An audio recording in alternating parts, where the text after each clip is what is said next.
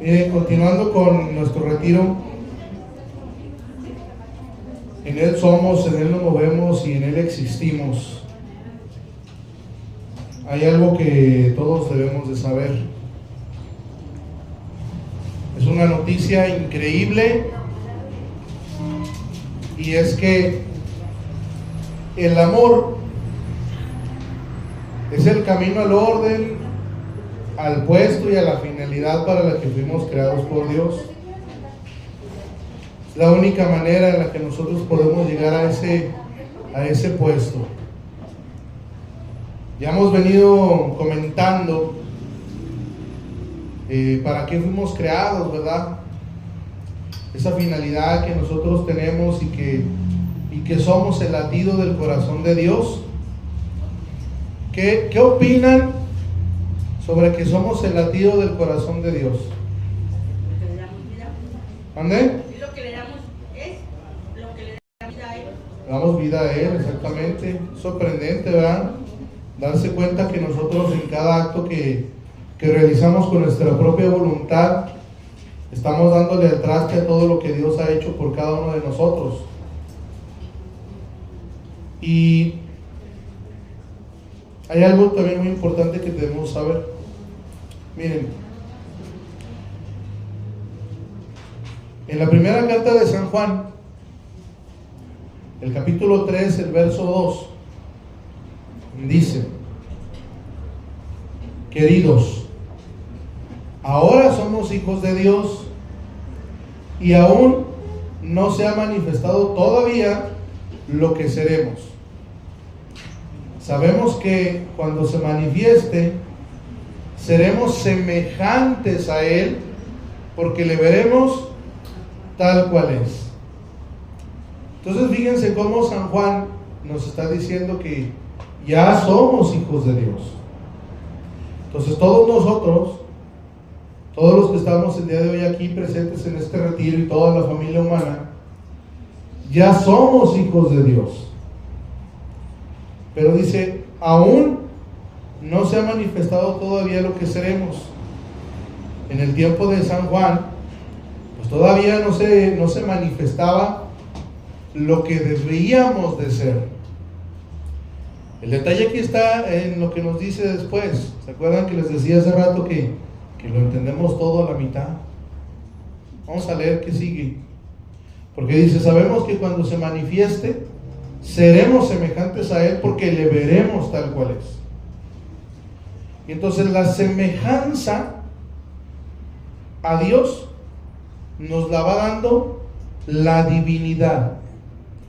Mientras más divinidad voy poseyendo, más semejante me voy volviendo a Dios.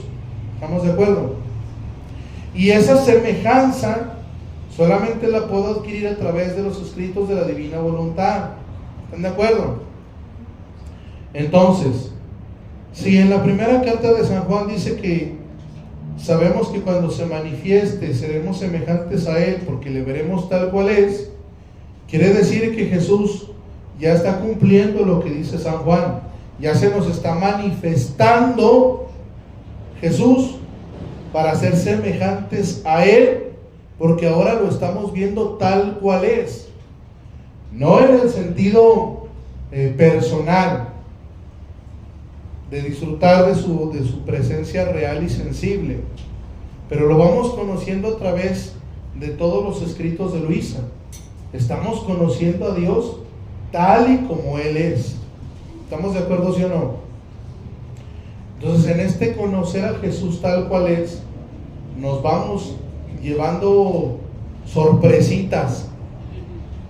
Nos vamos llevando sorpresas porque nosotros que nos creíamos muy buenitos, que teníamos nuestras virtudes y teníamos nuestro morral de actos buenos y piadosos y de obras buenas, nos empezamos a dar cuenta de que eso no nos alcanza para volvernos semejantes a Jesús. No nos alcanza para volvernos semejantes a Dios, porque no es divinidad, es simple y sencillamente actos buenos, piadosos y virtuosos, sí, pero son actos enteramente de la criatura. Entonces, dice Jesús Y es una lectura que da mucha esperanza, pero también al mismo tiempo es un poco tristecito por todas las noticias que nos va dando en esta lectura. Esperemos que nos vayamos quedando con esa esperanza, de modo que nos motive a volvernos semejantes a Jesús. Y dice, en la lectura 2734 de febrero 11 de 1930,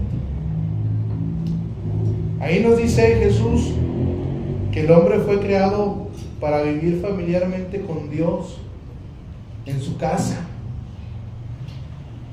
Pero cuando la criatura se sustrae de su voluntad, por bondad de Dios, Dios nos da una justificación,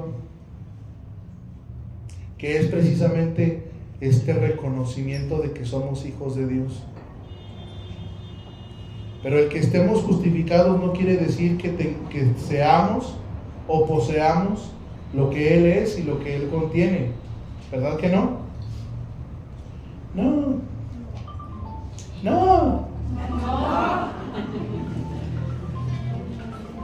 Están dormidos y todavía ni comen. Bueno, pura chuchería aquí en la tendita. Y dice, mi pobre mente, esto dice Luisa, mi pobre mente sufre el dulce encanto del refulgente sol del eterno fiat. Oh, cuántas bellas escenas conmovedoras desarrolla en mí, que si yo las pudiese decir como las veo, todos sufrirían el dulce encanto y en corto dirían, queremos hacer la divina voluntad. Esto que está diciendo Luisa no es extraño para nosotros, quiero pensar. ¿Por qué? Porque esto es un evento que ya seguramente han pasado muchas de ustedes. Están ustedes leyendo los escritos de la divina voluntad y de repente Dios les comparte lo que llamamos un gozo espiritual.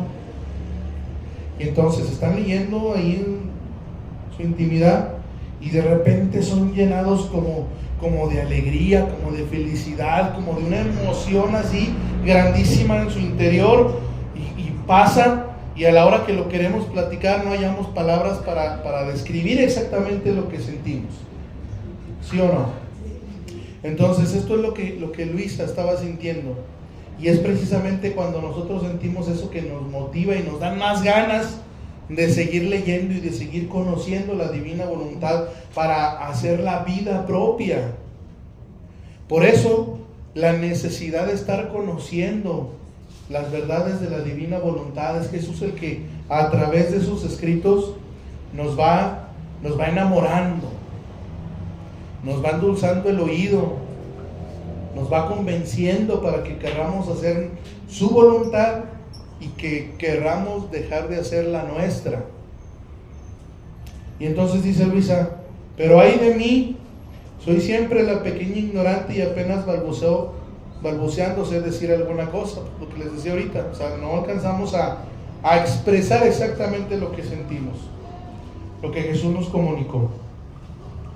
A lo más podemos decir que fue alegría, que fue emoción, que fue algo muy emocionante en nuestro interior. Y hasta ahí no alcanzamos a describir más, pero sabemos que hay más. Y entonces dice Luisa, pero al comprender el gran bien de este querer divino y el cómo nadamos en sus olas altísimas de luz, de belleza indecible, de santidad inalcanzable, y aquí nos está describiendo Luisa, nos está exponiendo, nos está diciendo que en Él nos vamos moviendo absolutamente todos. No hay nada absolutamente fuera de Dios, todo está en Dios. Entonces, ya sabemos que existimos en Dios, ya vimos más o menos un poquito de que en Él somos, pero ahora vamos a ver cómo es que ahí nos movemos y cómo nos movemos. Que desafortunadamente este movimiento en Dios no siempre es lo que Dios quisiera, pero que a través de este don de la divina voluntad obrante en la criatura podemos corregir para que ese movimiento sea lo que Dios quiere, cómo quiere que nos movamos en Dios. Y dice, pensaba entre mí, ¿cómo es posible que no se conozca un bien tan grande? Me imagino que esto todos nos lo hemos preguntado. Si esto es tan bonito, es tan bello, es tan hermoso, es tan grande, es tan Dios, ¿por qué no se conoce? Dice, y mientras nadamos dentro, ignoramos el gran bien que nos circunda, que nos inviste por dentro y por fuera, que nos da la vida, y solo porque lo ignoramos no gozamos los admirables efectos de todos los grandes bienes que contiene un querer tan santo. En la plática pasada estábamos abordando un tema en donde Jesús nos dice que Él quiere ser nuestro latido y se pone en nosotros, dentro de nosotros, pero que también nos circunda por fuera a través de todas las cosas creadas, ¿verdad que sí? Y acá en esta lectura Luisa nos viene a decir, dice, ¿cómo es posible que no se disfrute este bien tan grande? Y que no se disfruta porque no se conoce. O sea que los efectos de la divina voluntad que está en las cosas creadas está surtiendo el efecto que debe de dar. Nosotros somos los que no tenemos ese campo para recibir el efecto de la vida, de la divina voluntad, incluso en las cosas creadas, y mucho menos en nosotros, porque no le damos ese campo de acción, no lo dejamos o no le permitimos ser el latido de nuestro corazón. Pero eso no quiere decir que no esté allí.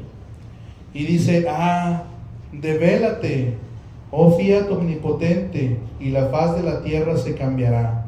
Y además pensaba, ¿por qué nuestro Señor bendito no se ha complacido en manifestar desde el principio de la creación las tantas cosas admirables que quiere hacer y dar a las criaturas esta santísima voluntad? Y mientras mi mente se perdía como raptada en el dulce encanto del querer divino, mi amor, mi vida, Jesús, el celestial Maestro que cautiva con su bello hablar sobre su mismo creer, haciéndose ver, me ha dicho. Entonces fíjense cómo dice Luisa que ella le pregunta por qué no se conoce, por qué, si es un bien tan grande, por qué no le enseñó a las criaturas a vivir de este querer divino desde el principio de la creación. ¿Y ustedes qué opinan? No, pues es que sí le estaba enseñando. Sí le estaba enseñando a Adán a vivir en su querer divino, pero Adán es el que se cae.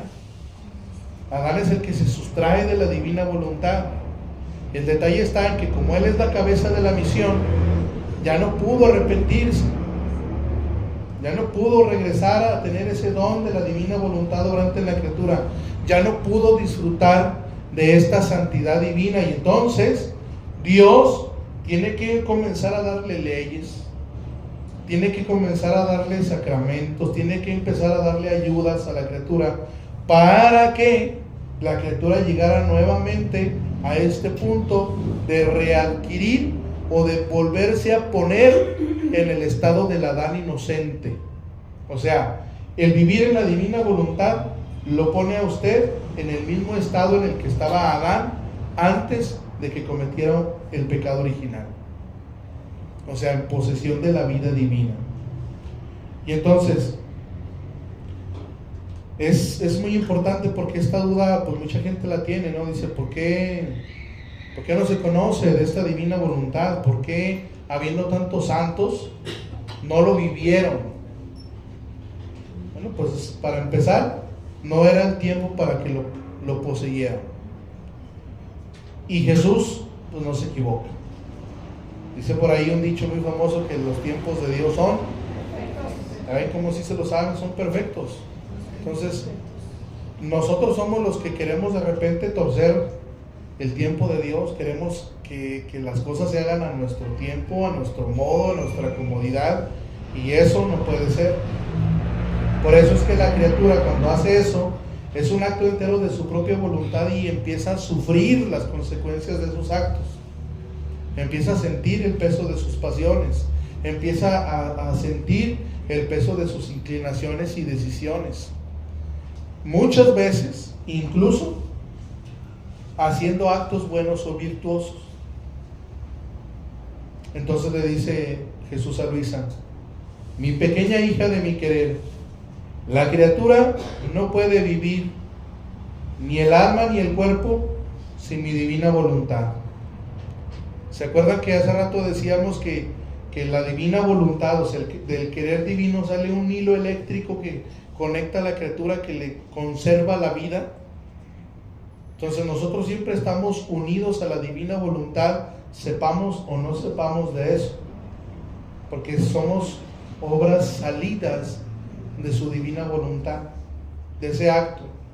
Y dice, y como es su primer acto de vida, por eso se encuentra en las condiciones o de recibir su acto de vida continua de ella, o sea, de la divina voluntad, o de no poder tener existencia.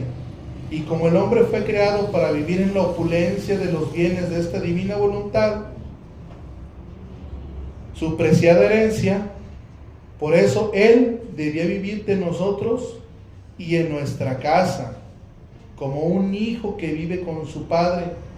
De otra manera, ¿cómo podía ser nuestro entretenimiento, nuestra alegría y felicidad, si no debía vivir cerca, junto con nosotros, en nuestra divina voluntad?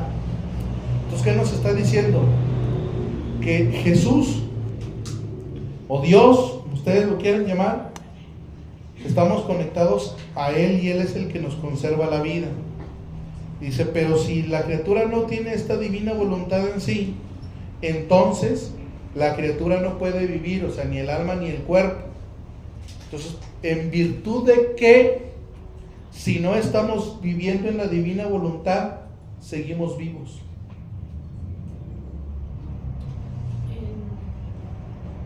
Tiene una esperanza en nosotros. ¿Tiene una esperanza en nosotros? Hasta el último momento, yo me imagino. Muy bien, ¿alguien más? Por el amor que nos tiene. Estamos conectados con el que yo lo mismo pensé, los que nos están preguntando. Yo pensé que, pues no vivimos en su divina voluntad, pero sin embargo aquí estamos todavía vivos. Todavía vivos.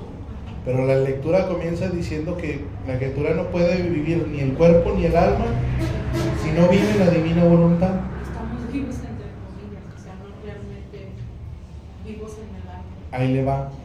A ver, adiós. Ahí entraría, como dicen las abuelitas, ¿no?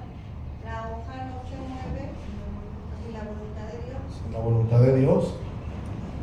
Dice, un hijo lejano no puede formar la alegría de su padre, su sonrisa, su diversión, su familiar conversación. De lejos se puede ver jugar juntos.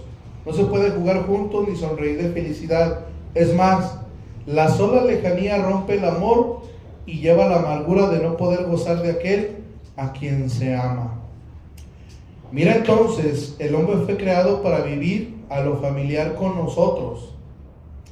Y esto es muy importante, que dice, fue creado para vivir a lo familiar con nosotros en nuestra casa, en nuestra misma voluntad, para asegurarnos nuestras alegrías y sus alegrías y felicidad perenne. Para eso fue que así debíamos haber vivido, de una manera familiar. Así como ustedes viven o vivían en la casa de sus papás, o como ustedes conviven en su casa con sus hijos.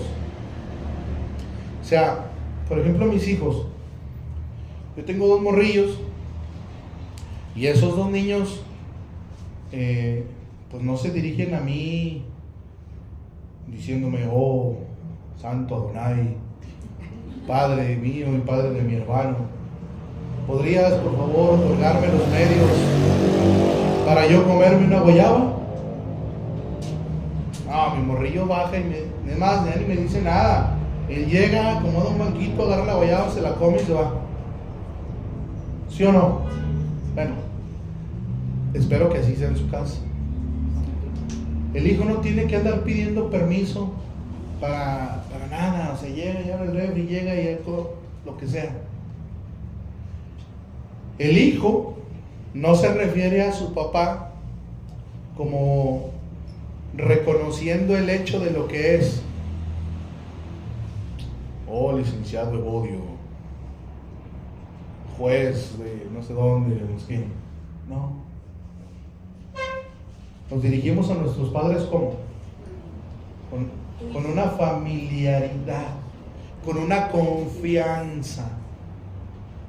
En una ocasión estaba yo platicando con el padre Ramiro, y en esa misma conversación, pues aprovechando, le dije: oiga, padre, ¿me puede confesar? Me dice: ¿cómo no, mi don ahí? Claro que sí, a ver.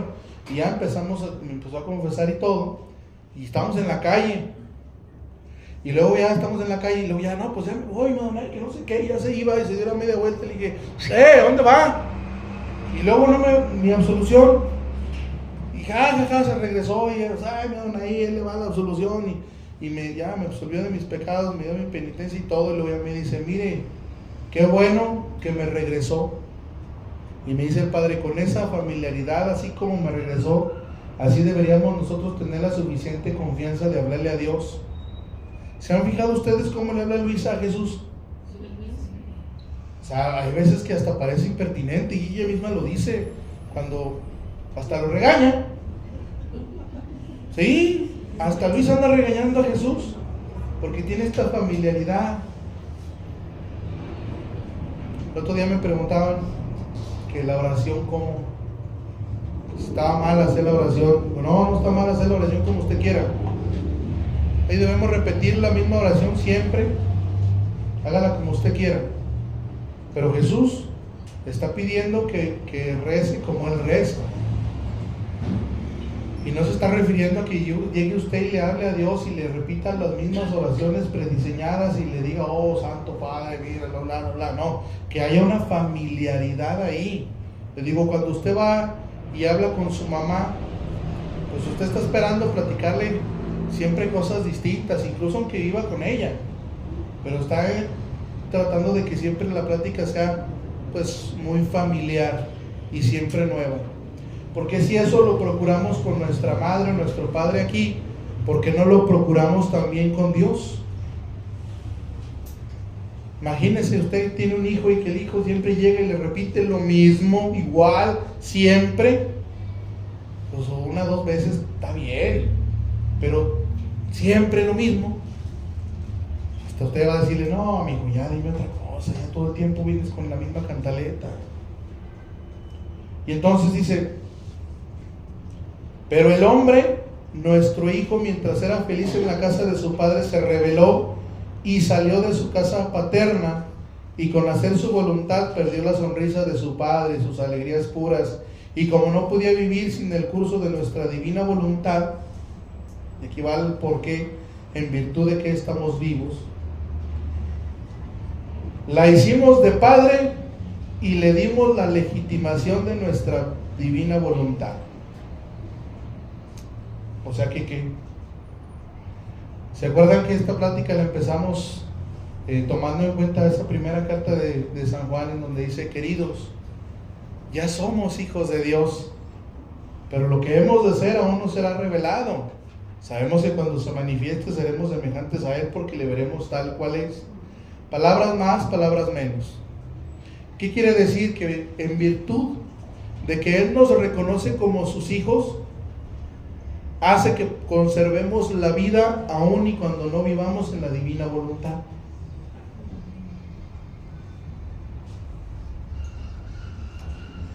Véanlo así como de que llevamos el apellido, pero no lo ejercemos.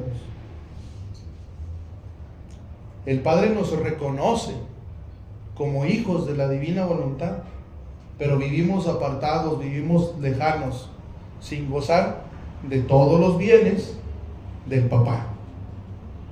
Ahí en eso radica la legitimación. Y dice: no más como vida que lo llevaba en su regazo para volverlo feliz y santo, sino como concurrente para conservarlo con vida. No para hacerlo feliz como antes, sino para darle las cosas de estrecha necesidad. Y según se hubiese comportado. Sin mi voluntad divina no puede haber vida. Entonces nos reconoce como hijos de la divina voluntad, pero no gozamos del bien y nos da lo que ahí más o menos vamos necesitando según nos vamos portando. Eso es lo que dice el escrito.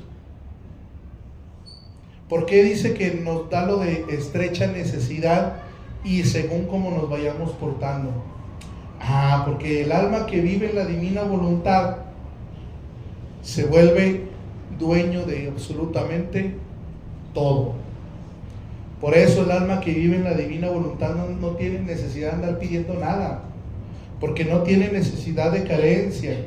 A lo más tendría necesidad de naturaleza, de ese amor, de estar correspondiendo a Dios en amor, pero en un amor divino, no un amor humano desde mi propia voluntad, no, desde un amor divino. Y dice: he aquí el porqué de mi fiat divino se conoce tan poco, porque las criaturas solo conocen de ella su legitimación. Y muchas veces esta legitimación ni siquiera es del todo reconocida, porque quien vive de legitimación no vive en la casa de su padre, está lejano de él y muchas veces se encuentra en las condiciones de estropear con actos indignos la misma legitimación recibida. O sea, nosotros mismos somos la burla del Padre en el momento en el que hacemos nuestros actos con nuestra propia voluntad. ¿Por qué? Porque estos actos están manchados de ese pecado, de esa ausencia de vida divina, y están limitados y tienden a perecer y no tienen fuerza, no tienen potencia, son débiles, son carentes.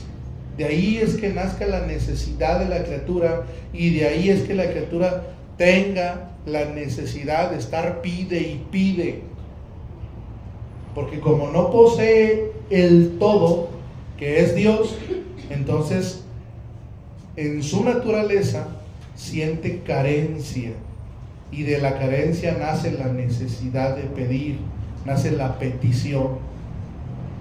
¿De acuerdo? Entonces San Juan bien lo decía: y ya somos hijos de Dios. Yo les voy a hacer una pregunta.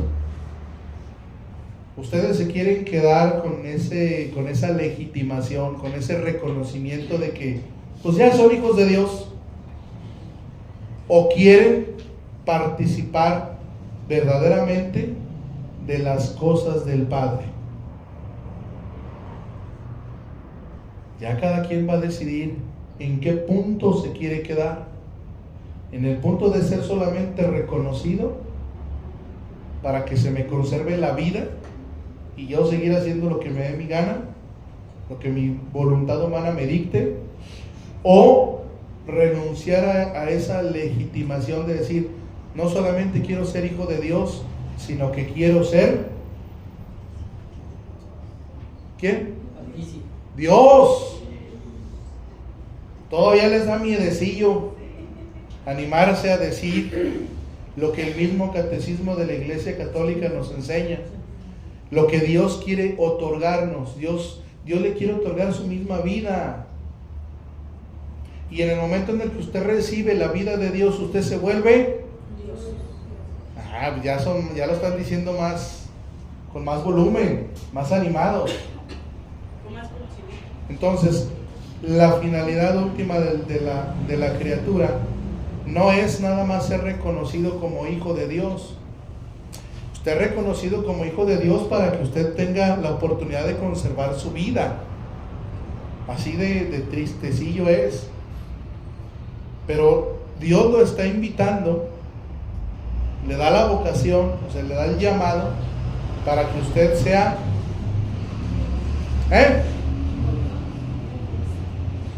¿qué? No escucho. Para que sean Dios en minúscula, Dios por don, Dios por gracia, Dios en Dios, pero al final de cuentas es un pequeño Dios. Eso era Adán, y eso es a lo que Dios quiere regresarlo.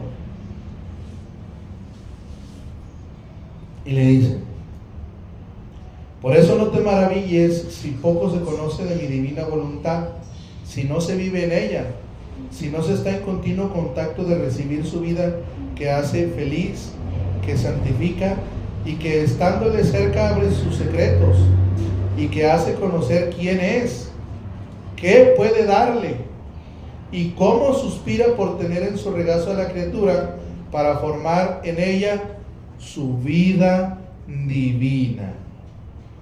¿Sí se da cuenta? O sea, Dios quiere que usted sepa qué es, qué le puede dar, y quiere que en usted pueda formar esa vida divina. Quiere que usted se vuelva un pequeño Dios. Aunque suene sorprendente, pero Jesús nos lo viene diciendo en los escritos. Y la doctrina de la Iglesia Católica nos lo viene a sostener en el artículo 460, en el 521 también. No es extraño. A lo mejor nos suena a novedad porque apenas vamos conociendo, pero eso no quiere decir que no sea verdad. Y dice, mucho más que el hombre con hacer su voluntad, se puso en condición de siervo, no de heredero. Y el siervo no tiene derecho a la herencia de su amo, sino a la mísera paga para vivir con penurias la vida.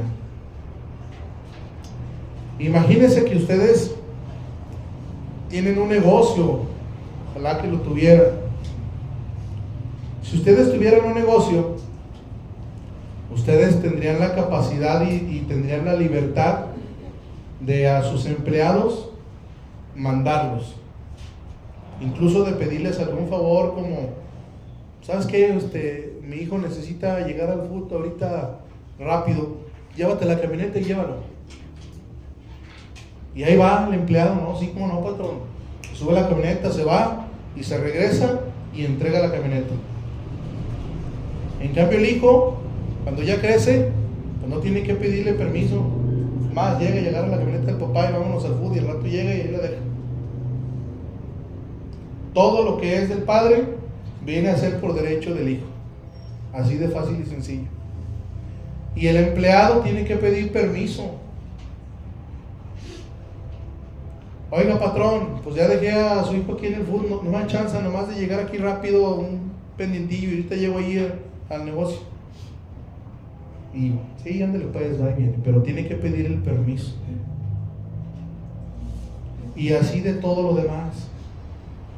Cuando ustedes reciben visita en su casa, por mucha confianza que ustedes le tengan o ellos a ustedes, es muy normal que hasta les digan, ¿me permites entrar a tu baño? Siendo una necesidad física. Pero el invitado no se siente con la libertad de entrar y salir al baño. En cambio, el hijo le pide permiso para ir al baño. No. ¿Le pide permiso para prender la tele? No. Entonces Jesús quiere que cambie esa condición, que no se quede siendo un siervo en el cual para todo le tiene que pedir permiso, para todo le tiene que pedir los medios, para todo le tiene que pedir el recurso. Si se da cuenta cómo en una santidad humana la oración es muy similar a lo que estamos diciendo. Tenemos que pedirle al papá que me dé, tenemos que pedirle al papá que me dé los medios, tenemos que decirle al papá que me presente la oportunidad, tenemos que pedirle al papá que me dé el recurso, tenemos que pedirle al papá que me dé la oportunidad. Así es nuestra oración. Padre Santo, te pido, me des los medios para hacer tal cosa, por favor, que se me presente la oportunidad del trabajo. ¿O a poco no es así? Y hay una lectura en los escritos del Misa, en donde en una ocasión está un padre con ella, y el padre hace lo que muchos de nosotros llegamos a hacer. Vemos a alguien que pues creemos que es muy espiritual y que está muy cerquita de Dios, y le decimos, oye, tú que estás bien cerquita de Dios, pídele por mí, ¿no? Ahí méteme el hombro para algún favor que necesito. Eso hizo el padre. Oye, mira, tengo estas necesidades, pues tú que lo ves, dile que me apoye. Entonces Luisa, pues va y le dice a Jesús, oye, pues ¿cómo ves? El padre tiene tal necesidad y pues lo quiero apoyar. ¿Y qué le dice Jesús? No. Y Luisa, ándale, por favor, es que mira, y le dice, es que es por agradecimiento, que él siempre ha estado conmigo, me ha apoyado. Y entonces Jesús le dice unas palabras mágicas, porque le dice, es por agradecimiento, está bien, entonces tómalo y dáselo. Tómalo y dáselo. Ahora resulta que pone a Luisa en la condición de tomar lo que quiera y dárselo al sacerdote. ¿Por qué? Porque ella está gozando de esta vida divina, posee a Dios en plenitud, y Dios es absolutamente todo y posee absolutamente todo. Entonces Luisa toma y da. ¿Qué necesitan las criaturas? No, pues a lo mejor necesita que se laven las conciencias. ¿Usted puede hacer eso? ¿Usted puede tomar la sangre de Jesús, lavar las conciencias de toda la familia humana y presentarle a Jesús? Una familia humana como si nunca hubiesen tenido un pensamiento malo, sino solo divino. Eso lo puede hacer en la divina voluntad. ¿Y qué tiene que hacer? Pues nomás tomarlo y darlo. Es que las criaturas estamos llamados a la santidad, pero no todos quieren ser santos. Usted puede tomar la santidad de Dios y dárselas a toda la familia humana. Puede hacerlo. Aquí la pregunta es, ¿lo va a hacer o va a seguir pidiendo los medios y los recursos y demás? Eso ya va a depender de cada uno de ustedes. ¿Qué quiere ser? ¿Siervo o hijo?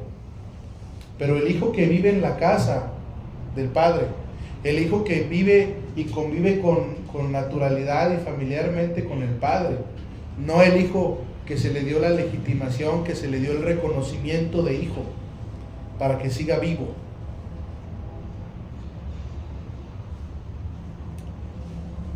Y dice,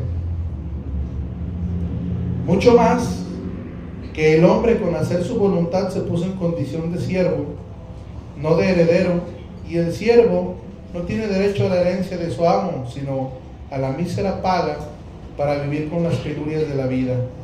Por eso, hija mía, se puede decir que contigo he abierto las puertas para hacerte entrar a vivir en nuestra casa, en nuestra divina voluntad, y teniéndote con nosotros, te hemos manifestado tanto de nuestro querer, no como legitimada, sino como nuestra afortunada heredera. Y aquí Jesús ya nos está aclarando una pregunta que le surge a muchos. Dice, ¿a poco no ha habido alguien más que viva en la divina voluntad antes de Luisa? Pues no. No, y esto Jesús lo confirma cuando dice, se puede decir que contigo he abierto las puertas para hacerte entrar a vivir en nuestra casa, en nuestra divina voluntad, y teniéndote con nosotros te hemos manifestado tanto nuestro querer, no como legitimada, sino como nuestra afortunada heredera. Entonces Luisa es la primera. Es la primera a la que se le quita, se le retira la legitimación y se convierte en heredera de todos los bienes de Dios. Cuando usted recibe una herencia, usted tiene que tomar posesión de ella. ¿Sí o no? ¿Y cómo le hago para yo tomar posesión de mi herencia? O sea, ¿cuál es mi herencia para empezar? ¿Cuál es mi herencia? ¿Qué es lo que Dios me quiere heredar? Su vida, muy bien. ¿Y qué contiene su vida? Todo, muy bien. ¿Y qué es todo? Sus obras, muy bien. ¿Y cuáles son sus obras? Dice, creación, redención, santificación. Bueno, ahora divinización. Faltan 3. Lo primero que fue Adintro. La generación del verbo. Sí, la manifestación del Padre, la persona de la divinidad, la generación del verbo y la procedencia del Espíritu Santo. Así como en grosso modo, ya Angélica nos acaba de iluminar, nos acaba de decir cuáles son las obras de Dios. Esas obras de Dios son la herencia, es la vida de Dios. Pero para yo tomar posesión de eso, ¿cómo le hago?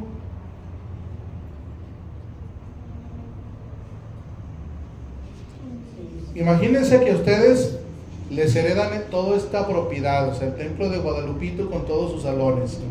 Es decir, llegan y les dicen, oye, ¿sabes qué? Te acaban de heredar este templo. ¿Cómo le hago para tomar posesión? Conocer que es mío. Conocer que ya es mío, o sea, conocer que la propiedad es para mí. ¿Por eso cómo? Pues sí, hacerme poseedora de eso.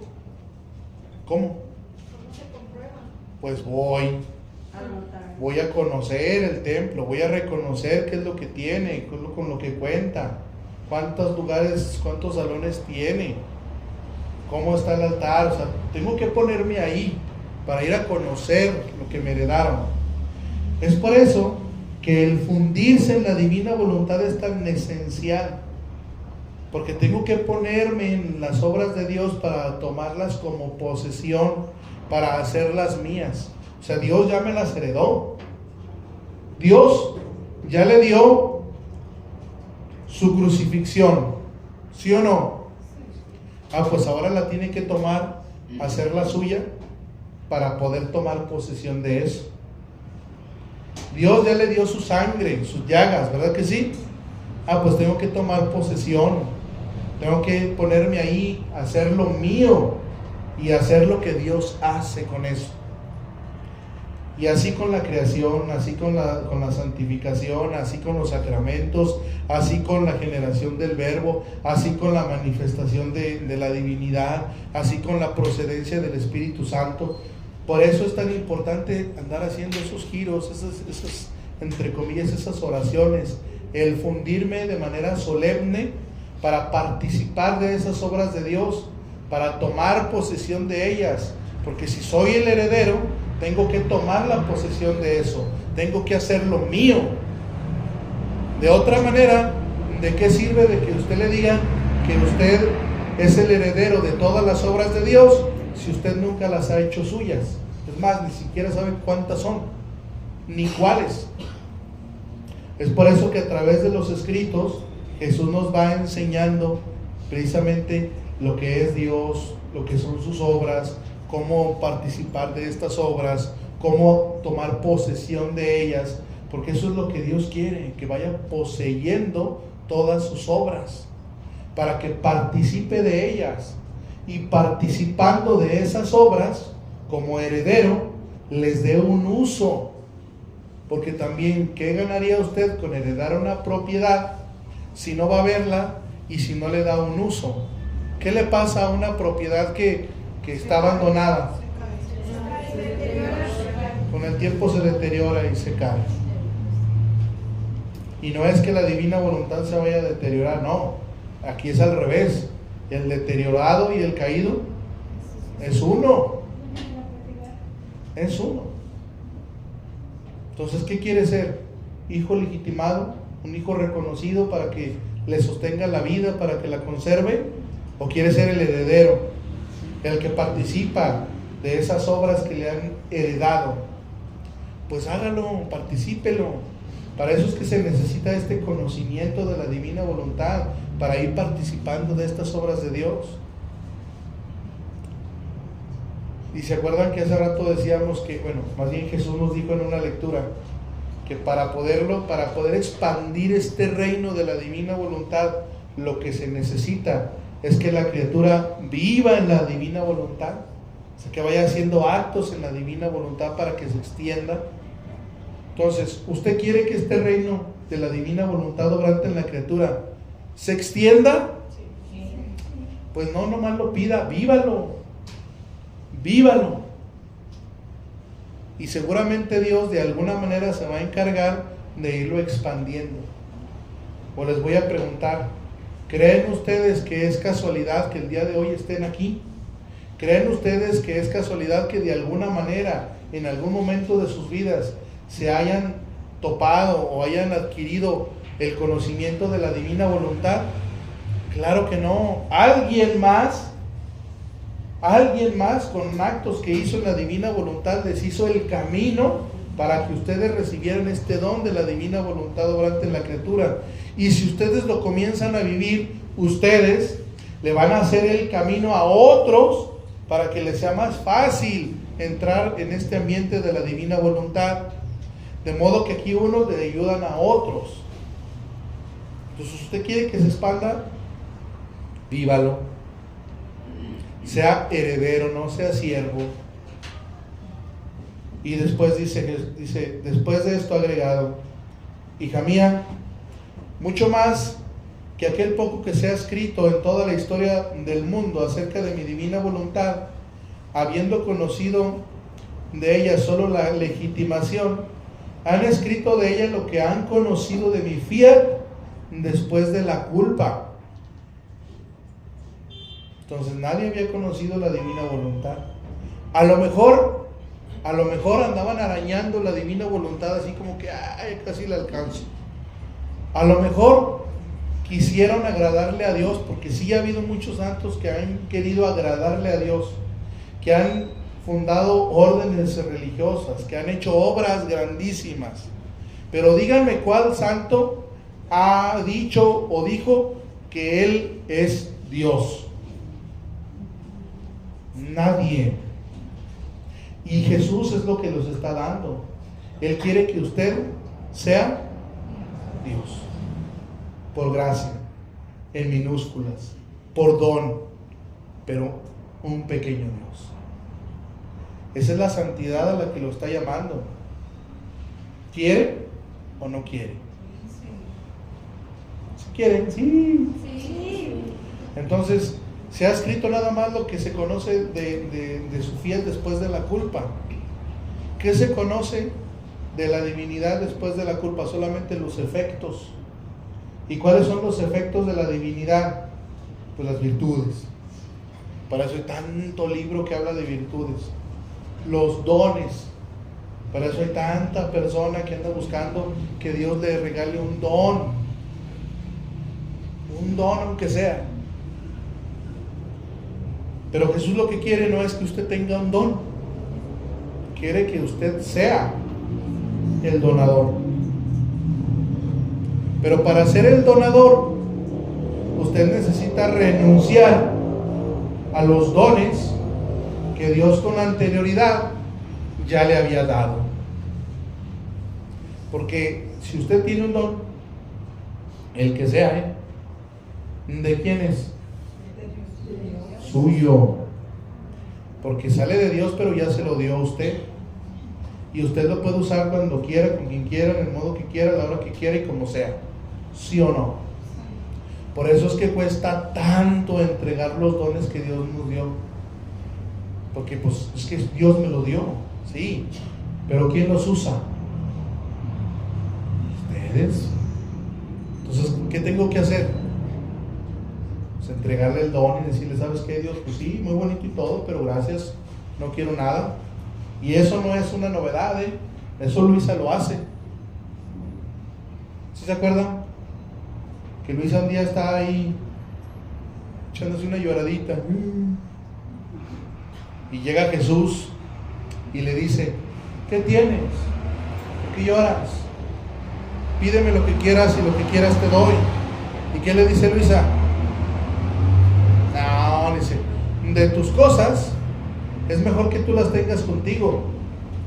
Te quiero a ti. Y le dice, bravo, hasta que encuentra una que no queriendo nada quiere todo. Entonces ya no quiere el dulcito, ya no quiere el premio.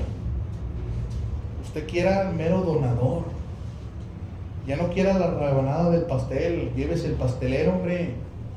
Y no nomás lléveselo, sino que sea usted el mero pastelero. Y dice, ¿en qué relación está con las criaturas a pesar de que la ofenden y no viven en nuestra casa? En cambio, ¿qué relaciones había entre mi fiat y Adán inocente antes de pecar? Nada han escrito. Nada han escrito. Y esto fue ¿qué les digo? El febrero 11 de 1930. O sea, hasta 1930 nada se había escrito del fiat, de lo que sea la divinidad en Adán. Nada. ¿Cómo ven? ¿Por qué? ¿Quién lo escribió? Pues Luisa. Luisa viene a escribir lo que hacía la divinidad en Adán.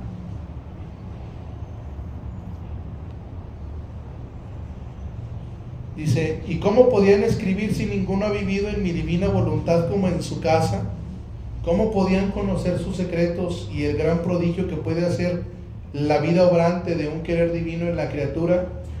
Por eso podían y pueden decir de mi fiat divino, que dispone todo, que ordena, que concurre, pero decir que mi querer divino, como obra en sí mismo, en su casa, la potencia de su inmensidad, que en un instante hace todo, envuelve todo como en sí mismo, así en la criatura, esta ciencia que hasta ahora la criatura ignoraba, no podía ser escrita sino después de las manifestaciones de mi fiat divino, y a quien llamaba a vivir en nuestra casa como hija nuestra, cercana dentro de mi querer, no lejana, que pudiéndonos entender con ella, la poníamos al tanto de nuestros secretos más íntimos.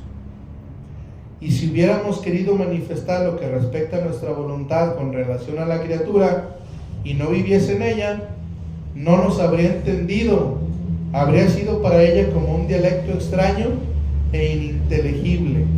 Por eso es que Jesús le dice a los apóstoles, aún tengo muchas cosas que decirles, pero ahora no pueden con ello. Y era obvio, Jesús les estaba diciendo que el que no come su carne, que el que no bebe su sangre no tiene vida eterna. Y de ahí se le empezaron a ir. Se le empezó a ir la gente. ¿Sí se acuerdan? Ahora, hay que ver el contexto. Pues eran judíos. Ellos, había cierto tipo de carne que no comían porque para ellos era impuro. Por eso cuando les dice que come mi carne y bebe mi sangre, dijeron, no, sin caníbal. Ahora imagínense que Jesús en ese rato les hubiera dicho, ¿y tú eres Dios? ¿Tú tienes mi voluntad? No, menos. Si Jesús lo crucifican porque se dice hijo de Dios, ahora imagínense que dijera, yo soy Dios, que se los decía a los apóstoles.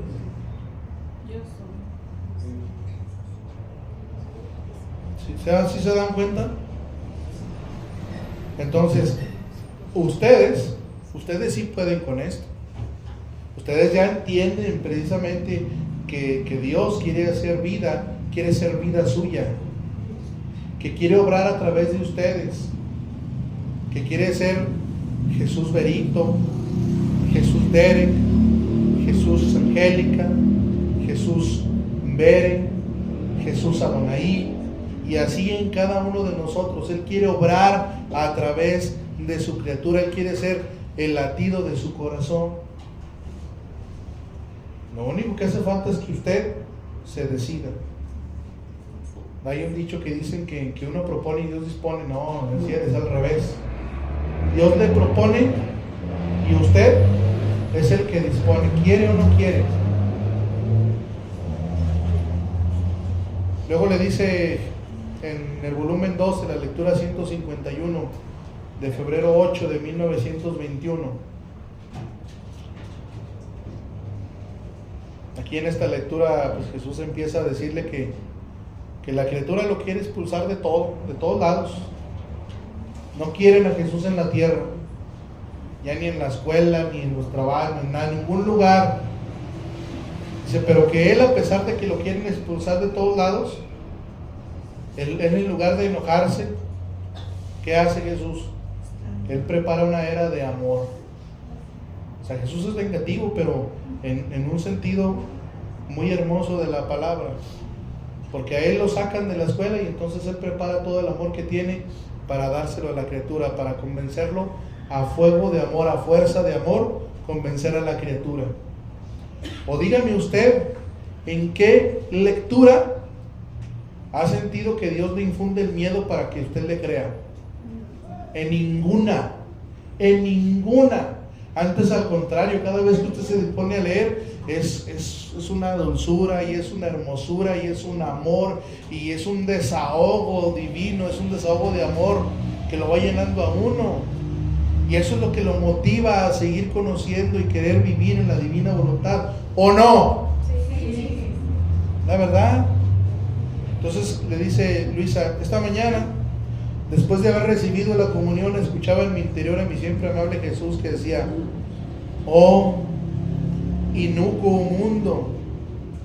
¿Qué es esto de inicuo mundo? O sea, malo, perverso, así, malo, malote. Tú estás haciendo de todo para echarme de la faz de la tierra, para arrojarme de la sociedad, de las escuelas, de las conversaciones, de todo. Estás maquinando cómo abatir los templos y los altares, cómo destruir mi iglesia y matar a mis ministros. Y yo te estoy preparando una era de amor, la era de mi tercer fiat. ¿Y cuál es la era del tercer fiat? Son tres. Que el primero es fiat lux, el segundo es fiat mihi, seguntum verbum tuum, hágase en mí según tu palabra, que lo dice nuestra Madre Santísima, y el tercero es el fiat voluntas tua, exactamente. Es el verdadero cumplimiento de esa oración que hacemos del Padre Nuestro. Esa es la era del amor, la era del tercer fiat. Y le dice: tú harás tu camino para echarme, está hablando al mundo. Dice: yo te confundiré de amor, te seguiré por detrás, me haré encontrar por delante para confundirte en amor, y en donde tú me has arrojado, yo erigiré mi trono, y ahí reinaré más que antes, pero en modo más sorprendente, tanto que tú mismo caerás a los pies de mi trono como atado por la fuerza de mi amor. Y entonces, ¿cuál es este lugar en donde dice, en donde tú me has arrojado, yo erigiré mi trono y reinaré, pero más que antes, pero más sorprendente? ¿En dónde? ¿En dónde? En nosotros. Porque eso fue lo que nos dedicamos mucho tiempo, a estar sacando a Dios de nosotros. ¿Y cómo lo sacamos? Obrando con nuestra propia voluntad. Ya dijimos que salirnos de la voluntad de Dios es obrar con nuestra propia voluntad. Entonces lo estuvimos sacando y Él nos amenaza y nos dice: tú me sacaste, pero yo ahí de donde me sacaste, yo ahí voy a erigir mi trono. Ahí el modo más sorprendente. Ahí tú vas a caer a mis pies y ahí vas a estar atado como fuerza de mi amor. ¿Y a poco eso no es lo que les pasó a todos ustedes? Es la realidad. Todos nosotros a lo mejor sí andábamos en movimientos de la iglesia, en grupos así, muy bonitos y todo, haciéndole el bien a la criatura. Sí, yo no digo que no. Pero ¿desde dónde? Desde nuestra propia voluntad. De cierto modo, aún haciendo cosas buenas, sacábamos a Dios de ese acto. Y ahora ya no. Ya nos preparó esta era del tercer fiat. Ahora le está dando el verdadero cumplimiento a ese: hágase tu voluntad como en el cielo, aquí, así en la tierra. Pero ya dijimos que es la tierra de mi alma. ¿Sí se da cuenta? Y dice después agregado: ay, hija mía, la criatura se hace cada vez más perversa en el mal. ¿Cuántos artefactos de ruina están preparando? Llegarán a tanto que agotarán al mal mismo.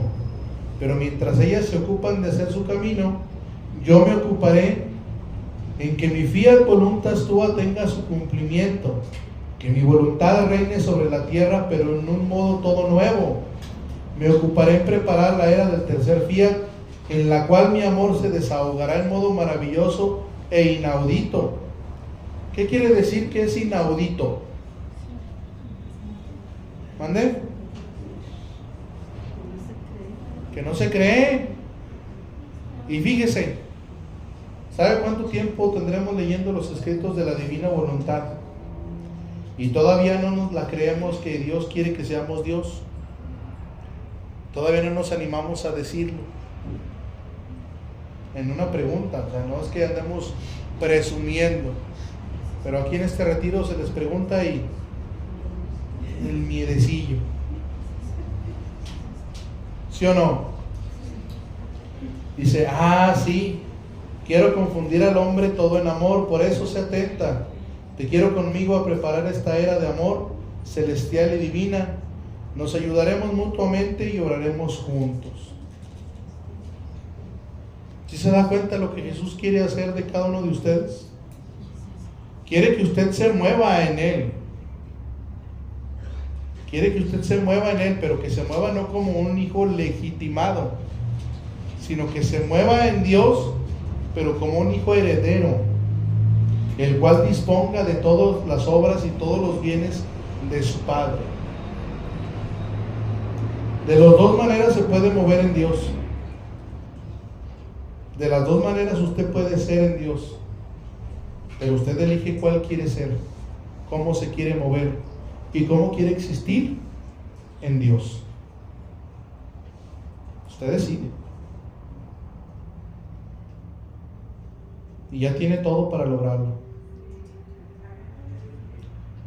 Entonces, vamos a compartir el pan y la sal y luego le seguimos otro ratito, ¿cómo ven? ¿Sí? Vamos.